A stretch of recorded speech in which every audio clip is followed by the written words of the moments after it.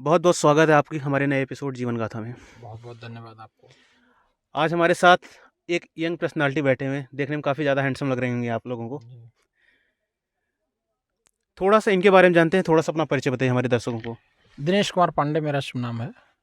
मैं भारतीय जनता पार्टी का एक कार्यकर्ता हूँ और हमारा अम्बेडकर नगर जनपद के आलापुर विधानसभा के लखंडी एक गांव है, वहीं का रहने वाला हूँ। किस पद पे हैं आप? या अभी भारतीय जनता पार्टी के अवध क्षेत्र के राष्ट्रीय सदस्यता अभियान का सह संयोजक का एक पद दायित्व है, उसी दायित्व पे है। थोड़ा सा अपने जीवन के बारे में बताइए, पढ़ाई के बारे में बताइए, क्योंकि बचपना से हम लोग शुरुआत करते हैं। पढ़ाई बचपना कैसा था, पढ़ाई की शुरुआत कैसे हुई, पढ़ाई में कैसे थे, ग्रेजुएशन में क्या किया आपने? देखिए, बचपन तो हम लोग किसान परिवार से हैं, मध्यम वर्गीय परिवार से हैं आदित्य जी। और हर बचपन का जो ये पल होता है वो तो बहुत अविस्मरणीय होता है। उसके जो क्षण होते हैं, बड़े खुशनुमा क्षण होते हैं बचपन के। तो वो चीज़ें तो याद आती रहती हैं। बचपन में हम लोग गांव देहात में प्राइमरी स्कूल में हमारी शिक्षा हुई। जो गांव का जो प्राइमरी स्कूल होता है, जी, जी। वहाँ से हमने प्राथमिक पाठशाला जो है वहाँ से प्रारंभिक शिक्षा हमने लिया। फिर उसके बाद जो है ग्रेजुएशन हम लोग किए, हमने अवध यूनिवर्सिटी से किया। फिर उसके बाद एमए हमने अवध यूनिवर्सिटी से किया। फिर बाद में हम इलाहाबाद चले गए थे। इलाहाबाद 2 साल सिविल सर्विसेज की तैयारी हमने किया।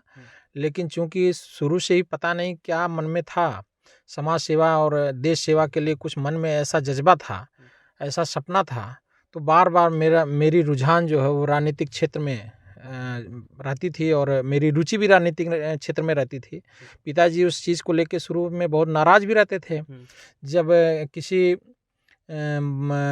किसी बड़े नेता का कोई कार्यक्रम होता था, भाषण होता था, तो 1-2 बार ऐसा हुआ था कि कल्याण सिंह जी मैं पढ़ रहा था और कल्याण सिंह जी का कार्यक्रम लगा यहाँ हमारे इस जहांगीरगंज क्षेत्र में, तो मैं पढ़ाई छोड़ के उनको सुनने चला गया था। एक बार हमारे कलराज मिश्रा जी का कार्यक्रम लगा था यहाँ बूढ़मपुर में लगा था। तो उस समय भी मैं उनका चूंकि उस समय के वो सब हमारे बहुत बड़े नेता थे, तो सुनने में आया कि भाई कलराज मिश्रा जी का कार्यक्रम है। तो इस अखबार के माध्यम से और ये इनसे हमको पता चला, तो हम स्कूल छोड़ के चला गया था उनको सुनने। अटल जी के बारे में सुनता था, उनको सुनने का तो अवसर नहीं मिला हमको। तो शुरू से झुकाव राजनीति की तरफ रहता था मेरा। तो जब इलाहाबाद हम गए तो वहाँ भी राजनीति की तरफ हमारा झुकाव गया। तो पिताजी ने कहा कि हम जहाँ भेज रहे हैं वहीं जो है तुम राजनीति शुरू कर देते हो, जहाँ भेजता हूँ वहीं तुम राजनीति शुरू कर देते हो, तो तुमको पढ़ना उड़ना है नहीं और तुम जो है चुपचाप चले आओ। तो फिर मेरे मन में आया कि भाई उन्होंने कहा कि कुछ कर लीजिए, तो फिर मेरे मन में उस समय बीएड का फॉर्म निकला, तो हमने बीएड भर दिया। तो बीएड हमने किया यहाँ लाल बहादुर शास्त्री महाविद्यालय गोंडा में एक है, वहाँ से हमने बीएड किया। फिर उसके बाद एमएड किया हमने केनाई सुल्तानपुर से। फिर एमफिल किया। तो हमारी पढ़ाई एमएड एमफिल है।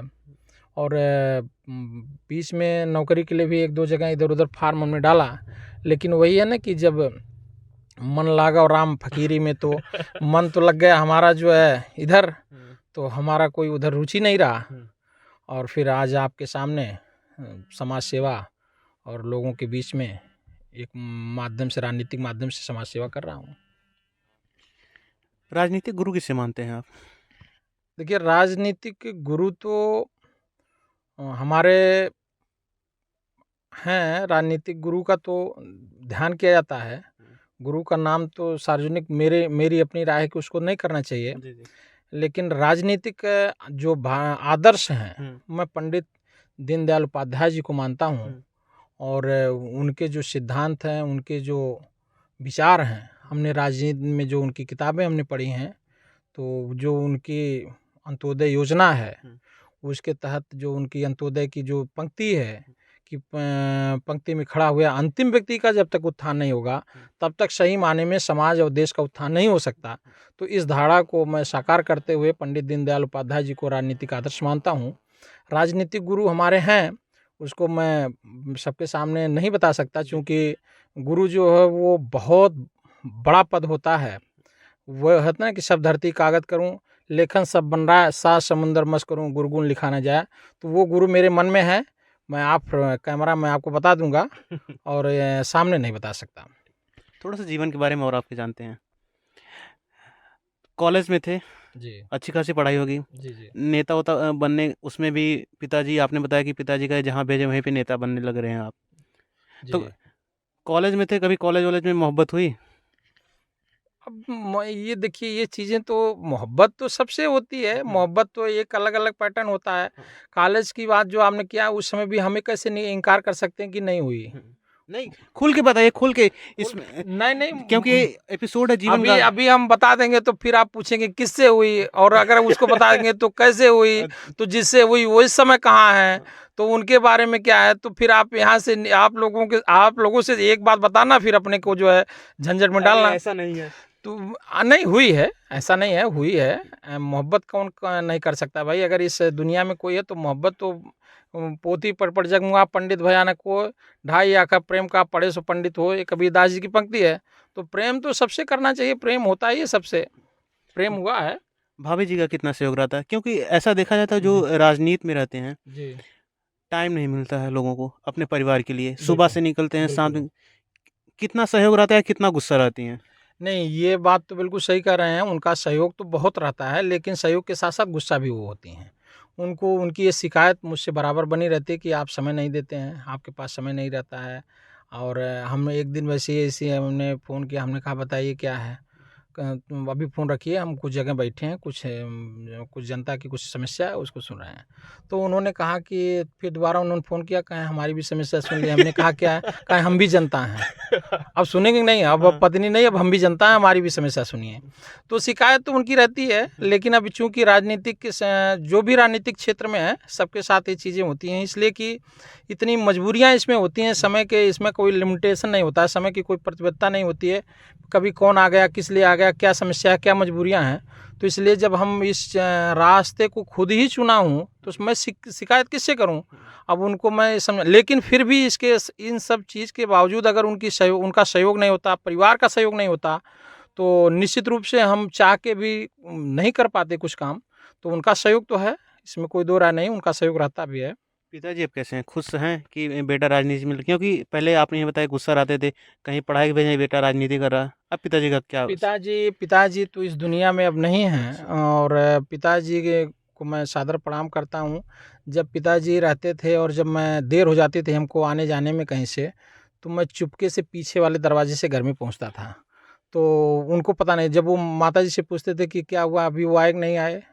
तो वो कहते हैं कि नहीं, नहीं अभी तो आ गए हैं। तो कहते थे कि अभी सुबह से निकले अभी आ गए, जबकि मैं आता नहीं था, लेकिन माताजी झूठ बोलती थी उनसे कि आ गए हैं। तो फिर उसके बाद कहें कि कहाँ है, ज़रा भेजिए उनको। तो जब मैं आया ही नहीं था तो भेजेंगे कहाँ से? तो फिर कहें अभी गया है वो, यहाँ बाथरूम में गए हैं, यहाँ गए हैं, इस तरीके से टाल-मटोल करते थे। तो पिताजी को लेके, चूँकि बहुत सख्त रहते थे पिताजी, तो उनको लेके मैं हमेशा डरता था। तो जब भी देर हो जाता था रात में पहुँचने में, 7, 8, 9 जब भी बज जाता था, तो मैं पीछे से आता था। माताजी को तो बता देता था, लेकिन पिताजी को बताने में डर लगता था कि वो जान जाएँगे। लेकिन धीरे-धीरे जब वो जान गए कि अब ये मानेगा नहीं, राजनीति ही करेगा, तो पिताजी भी शांत हो गए, कुछ बोलना कम कर दिए। और बाकी जो उन्होंने ये कहते थे कि भाई ऐसा है, पिताजी का यही कहना था कि जो भी करना है ढंग से करना, ईमानदारी और निष्ठा के साथ करना। अगर राजनीति भी कर रहे हो तो ये ध्यान में रखना कि ईमानदारी और निष्ठा के साथ करना, कभी किसी के साथ धोखा चीटिंग मत करना। और समाज, अगर तुम इस रास्ते को चुन ही लिए हो तो पूरे मनोयोग से करना, ये उनका हमेशा हमको समझाते थे बाद में। तो परिवार का भी सहयोग मुझको आदित्य जी रहता है। परिवार निश्चित रूप से मेरा बहुत सहयोग करता है इस मायने में। और मैं सभी परिवार के सभी लोगों को इसके लिए धन्यवाद और आभार प्रकट करता हूँ कि उनका मेरे इस कार्य के लिए, जो राजनीतिक क्षेत्र है, जो समाज सेवा है, उस क्षेत्र में जो मैं उतरा हूँ, और उसके लिए उन लोगों को बहुत धन्यवाद है, इतना सहयोग देने के लिए। थोड़ा सा राजनीति में आते हैं। जी 2 नवसृजित नगर पंचायत बनी है, जी जहांगीरगंज और राय सुल्तानपुर। जी आपके निवास स्थान से काफ़ी पास पड़ता है। जी भाजपा में एक आप अच्छे पद पे हैं। जी। क्या योजनाएँ रहेंगी आपको भाजपा को जिताने के लिए? देखिए, भारतीय जनता पार्टी का जो भी कार्यकर्ता इस दोनों नगर पंचायत में प्रत्याशी बनता है, संगठन तय करेगा, तो हम पूरी ताकत के साथ, हम क्या सारे कार्यकर्ता पूरी ताकत के साथ उनको जिताने का पूरा प्रयास करेंगे। और जनता का इतना सहयोग और इतना प्रेम है कि भारतीय जनता पार्टी का ही कार्यकर्ता, दोनों जो भी भारतीय जनता का प्रत्याशी होगा, भारतीय जनता पार्टी का प्रत्याशी होगा, वो दोनों ही जगहों पे भारतीय जनता पार्टी चुनाव जीतेगी। अब रही बात जीतने के लिए क्या ये सांगठनिक रणनीति होती है, उस चीज़ को हम यहाँ नहीं कह सकते, लेकिन हम लोग निश्चित रूप से जीतेंगे, दोनों नगर पंचायत हम जीतेंगे जी। आगे वाले वर्षों में जी राजनीति में आप अपने आपको कहाँ देख रहे हैं? देखिए, राजनीति किसी के चाहने या ना चाहने से कुछ नहीं हो सकता। हम ये चाह जाएं कि हम यहाँ देख लें अपने को, हम यदि होता कि न नरेश तो राजमहल में रहता, सोने का सिंहासन होता, सिर पर मुकुट चमकता, तो हमारे चाहने से कुछ नहीं होगा। ये संगठन क्या, हम लोग काम कर रहे हैं, जनता के बीच काम कर रहे हैं, संगठन का काम कर रहे हैं। संगठन जहाँ उचित समझेगा वहाँ हमको रखेगा, जहाँ संगठन को हमारी ये उपयोगिता महसूस होगी या संगठन को जो भी अच्छा लगेगा वो संगठन तय करता है। प्रत्येक भारतीय जनता पार्टी के प्रत्येक कार्यकर्ता के बारे में संगठन तय करता है कि उसको क्या करना है, कहाँ रहना है, क्या नहीं करना है। तो हमारे यहाँ संगठन महत्वपूर्ण है, तो संगठन के निर्णय भी महत्वपूर्ण हैं। तो हम कहाँ रहेंगे, कहाँ नहीं रहेंगे, ये हमारे संगठन के ऊपर तय है, और संगठन जहाँ चाहेगा वहाँ हम रहेंगे।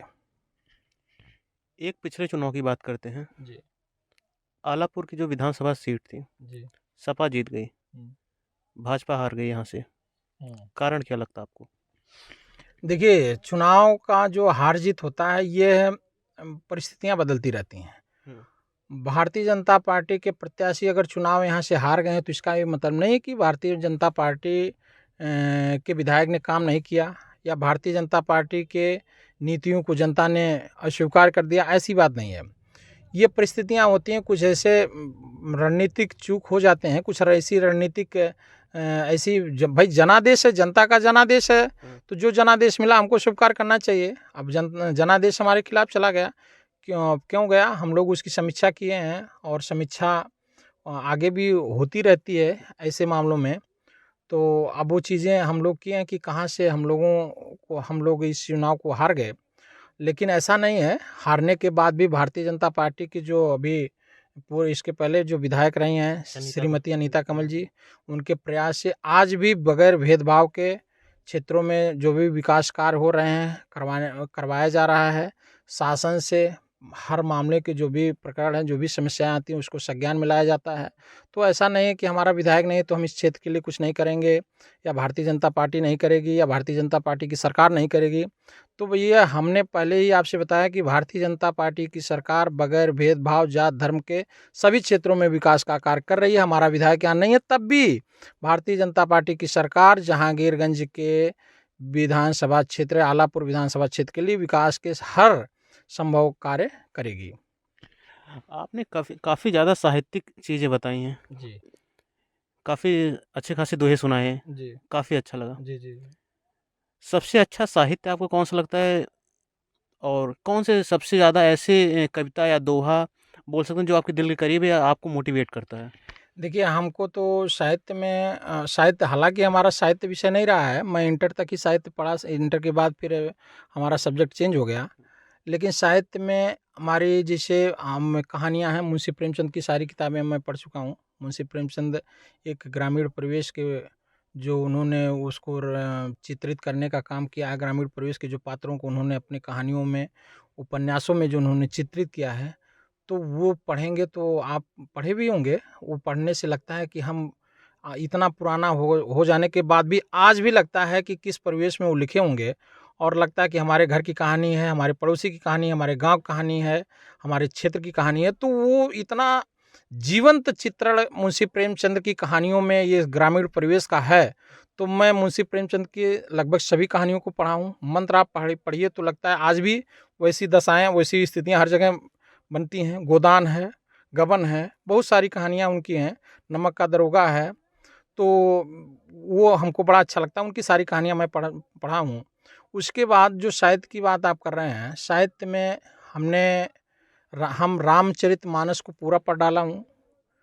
हम श्रीमद् भगवद गीता को याद तो नहीं है, क्योंकि संस्कृत हमारा विषय नहीं, संस्कृत बड़ा क्लिष्ट चीज़ है, हम उसको तो नहीं, श्लोक तो हमको याद नहीं होते हैं, लेकिन भाव याद होते हैं, तो हम उसको पढ़ डालें। रामधारी सिंह दिनकर की, हमको जो आपने कहा कि कविता राष्ट्र कवि हमारे हैं, रामधारी सिंह दिनकर की रसमरथी में जो कविता है वो हमको बहुत अच्छी लगती है, कि तो जो रस्मरती की ये रस्मरती में 33 सर्ग में जो भगवान कृष्ण जो शांत दूत बन के जाते हैं और वहाँ दुर्योधन से जो उनका विवाद होता है, तो वह जो सर्ग है 33 सर्ग, वो बड़ा अच्छा लगता है रस्मरती का। मुझको याद है, मैं सुना सकता हूँ आपको, इस पे आप रिकॉर्ड सुना भी दूंगा चूँकि लंबी करता है। मूवी कौन सी पसंद करते हैं आप? मूवी हम ऐतिहासिक पसंद करते हैं और सोशल मूवी पसंद करते हैं। तो ऐतिहासिक में हमें पृथ्वीराज हमने मूवी देखा था, हमको बहुत अच्छा लगा था। और सोशल फिल्मों में एक दो फिल्में जो गंगा जल हैं, अपहरण हैं, इस प्रकार की मूवी हमको अच्छी लगती है। जन्मदिन आपका कब पड़ता है? जन्मदिन हमारा पड़ता है 8 अगस्त को। एनिवर्सरी? एनिवर्सरी हमारी पड़ती है 29 अप्रैल को। कितनी बार भूल रहे हैं आप एनिवर्सरी? जी, कितनी बार भूले हैं एनिवर्सरी आप? अभी भी भूल गया, अभी भी भूल गया, आप सही कह रहे हैं। 29 वो नहीं, ठीक है 29। अभी देखो मैं कंफर्म नहीं हूँ, मैं 4 मई को मनाता हूँ, लेकिन ये जिस दिन शादी हुई उस दिन भूल जाता हूँ, और जिस दिन रिसेप्शन था उसको याद रहता है। तो 4 मई को मेरा रिसेप्शन था, वो याद हमको, और 29 अप्रैल को मेरी शादी थी। हाँ, ठीक कह रहे हैं, 29 अप्रैल को ही है। कंफ्यूज हो जाता हूँ उसमें। डांट मिलती है भाभी जी जब हाँ, बोलते हैं? मिलती है, बिल्कुल सही मिलती है। एक बार तो ऐसा हुआ था कि हम जा रहे थे, और ये जो उस दिन मैरिज एनिवर्सरी था, तो उन्होंने कहा कि फ़ोन किए, तो हमको दोपहर तक हमको याद ही नहीं था। फिर वो उन्होंने कहा कि बार-बार वो फ़ोन कर रहे हैं कि कुछ आप जो है कहाँ हैं, कैसे हैं, तो वो भी नहीं बता रहे हैं। तो हमने कहा हम यहाँ-यहाँ, तो उनको ये लगा कि भाई ये इनको याद नहीं है, और ये वो विश नहीं कर रहे हैं, और आने के लिए भी नहीं कर रहे हैं, मिलने के लिए भी नहीं कर रहे हैं, कि बात क्या है? तो उन्होंने कहा कुछ है, आपको याद है, आप कहाँ भी 4 बज रहा, कहाँ हैं? तो हमने कहा कि हम तो फला जगह हैं। तो कहा आपको कुछ याद है? हमने कहा कि क्या याद है, हमको तो नहीं कुछ सुबह बताई हो, लाने ले जाने के लिए होता है ना कि आदमी सामान। तो हमने कहा कि अब रखिए फ़ोन, अब आपसे बात नहीं करेंगे। उन्होंने कहा, हमने कहा कि अरे भाई क्या कुछ तो हमसे नहीं, तो उन्होंने कहा कि आपको याद ही नहीं है, अब जाइए। फिर तो फिर हमने कहा कि क्या बात, थोड़ा-सा हमने दिमाग में, हमने कहा अच्छा, तो फिर ध्यान में, तो फिर हमने मोबाइल खोला। तो मोबाइल खोला तो 1-2 उनके रिलेटिव के लोग जो है उसको उसमें विश किए थे। तो फिर हमने देखा, हमने कहा सॉरी, तो फिर हमने सॉरी बोला, हमने कहा अच्छा ठीक है, हम आते हैं। तो फिर जल्दबाजी में जल्दी-जल्दी सब काम निपटा के फिर पहुँचे थे। सॉरी से काम चला कि अच्छा खासा गिफ्ट देना पड़ा? नहीं, गिफ्ट तो देना ही पड़ता है, लेकिन ये कि वो उनको ये लगा कि मतलब बताइए इनको याद नहीं है। अच्छा, हमारे मन में बार-बार 4 मई रहता है, और ये चाहते हैं कि 4 मई को भी सेलिब्रेट हो, और ये 29 अप्रैल वाला भी सेलिब्रेट हो, लेकिन हम 4 मई को ही, चूँकि रिसेप्शन 4 मई को हुआ था, तो हम उसको 4 मई को ही मनाते हैं। तो ये चीज़ें थी उनके साथ। सपा और बसपा जी, को किस तरह देखते हैं आप? देखिए सपा और बसपा, ये दोनों एक सिक्के के 2 पहलू हैं। दोनों का जो चाल, चरित्र, चेहरा है, सब एक ही है। सिर्फ ये दिखाने के लिए जनता के बीच में 2 हैं, बाकी इनके सारे कार्य, सारी कार्यशैली, सारी कार्य पद्धति एक ही है। तो इसलिए ये दोनों कहीं से अलग नहीं है। एक सांपनाथ है तो एक नागनाथ है। एक क्वेश्चन, ऐसा देखा जाता है, मैं किसी पार्टी को स्पेसिफिक नहीं कह रहा हूँ, कोई भाजपा से सपा में जाता है, कोई सपा से बसपा में जाता है, कोई बसपा से सपा में आता है, ऐसे घूमते रहते हैं। ऐसे नेताओं को आप क्या कहना चाहते हैं, और ऐसा क्यों करते हैं वो? देखिए, इस प्रकार के लोग तो दलबदलू होते हैं। ये शब्द बहुत प्रचलित है, आप भी जानते हैं। ये दलबदलू टाइप के लोग होते हैं, और ये किसी एक विचारधारा से बैठ के बंध के नहीं रह सकते। इनकी विचारधारा की राजनीति नहीं होती है, इनकी सत्ता की राजनीति होती है, और सत्ता जहाँ रहती है, ये वहीं जो है अपना स्थान बना लेते हैं, वहीं ठौर खोज लेते हैं। तो ये सत्ता के साथ चलने वाले लोग होते हैं, और जहाँ जैसे देखिए, जहाँ जैसी वेशभूषा, वहीं ये वैसे रंग जाते हैं। तो इसलिए ये इनकी कोई विचारधारा नहीं होती है। ये सिर्फ सांसद, विधायक या और ऐसे संवैधानिक पद लेने के लिए इधर उधर घूमते रहते हैं। तो इनके बारे में तो एक ही चीज़ है कि ये दलबदलू टाइप के लोग हैं, और ये जनता भी इनको जानती है। 24 के लिए कितना तैयारी है भाजपा? भारतीय जनता पार्टी हर चुनाव के लिए तैयार रहती है, और जिस दिन वो चुनाव समाप्त होता है, जो अगला चुनाव जो आता है सामने, उसकी तैयारी शुरू कर देती है। तो भारतीय जनता पार्टी जब 2019 का चुनाव लोकसभा का समाप्त हुआ, और हमारे इस देश के यशस्वी प्रधानमंत्री नरेंद्र मोदी जी जब गद्दी पे बैठे, और इस देश की जनता ने जब उनको प्रधानमंत्री बनाया, उसी के बाद से भारतीय जनता पार्टी 2024 की तैयारी शुरू कर दी थी। तो भारतीय जनता पार्टी पूरी तरीके से तैयार है 2024 के चुनाव के लिए, और पुनः 2024 में इस देश की जनता माननीय नरेंद्र मोदी जी को प्रधानमंत्री के रूप में देखना चाहती है और फिर से बनाएगी। भाभी जी को कभी चाय बना के पिलाई कि नहीं आप? भाभी जी को चाय तो हम क्यों पिलाएंगे भाई, वो चाय पिलाएंगे, हम क्यों चाय पिलाएंगे हम क्यों, हम कभी ऐसा नहीं हुआ, चाय हम नहीं पिलाएं। खाने में क्या पसंद है आपको? खाने में हमको दाल चावल रोटी सब्जी, हम वेजिटेरियन हैं और हम बहुत सादा भोजन करते हैं। अपने चाहने वालों को क्या संदेश देना चाहते हैं? अपने चाहने वालों को हम यही संदेश देते हैं कि 2 पंक्तियों के माध्यम से मैं बात अपने चाहने वालों को संदेश दूंगा। हमारे चाहने वाले बहुत सारे लोग हैं, मैं उनको प्रणाम करता हूँ। उनका प्रेम और स्नेह जो मुझको मिलता है वो तो मैं शब्दों में बयां नहीं कर सकता। मैं इतना ही कहूँगा उनके लिए कि कोई चलता पद चिन्हों पर कोई पद चिन्ह बनाता है वही सुरमा इस जग में दुनिया में पूजा जाता है। तो अपने रास्ते वो खुद बनाएं और तूफानों से हाथ मिलाओ, चट्टानों पर वार करो, छोड़ सहारा मल्लाहों का, खुद तैर के दरिया पार करो, खुद तैर के दरिया पार करो। तो मैं यही उन लोगों को ये प्रेरणा देना चाहूँगा, यही उनसे अपील करना चाहूँगा कि अपने रास्ते अपने लक्ष्य को खुद निर्धारित करें, उसको प्राप्त करें। निश्चित रूप से उस पर अगर वो ईमानदारी और मेहनत के साथ लगेंगे तो उनको उनका लक्ष्य हासिल होगा। और किसी के सहारे और किसी के भरोसे रहने से जीवन चलने वाला नहीं है। बहुत बहुत धन्यवाद।